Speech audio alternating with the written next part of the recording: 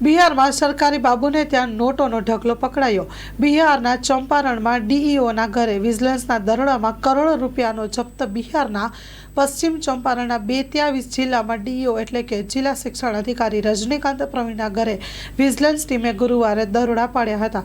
ટીમને જંગી પ્રમાણમાં રોકડા મળતા ટીમ ચોંકી ગઈ હતી। રજનીકાંત પ્રવીણ પર તેની આવક કરતાં વધુ સંપત્તિના આરોપો મુકાયા હતા। રજનીકાંતના બેતિયા, દરભંગા, મધુબની, મુઝફ્ફરપુર અને પટના ખાતેના નિવાસ પર દરોડા પડ્યા હતા। તેના બેતિયા ખાતેના ઘરમાંથી અંદાજે 2 કરોડ રૂપિયાથી વધુની રોકડ રકમ જપ્ત કરવામાં આવી હતી।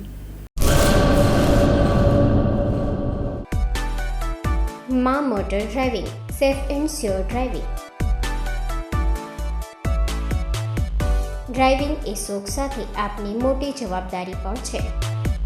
અમારા ઇન્સ્ટ્રક્ટર દ્વારા સચોટ અને સરળ માર્ગદર્શન।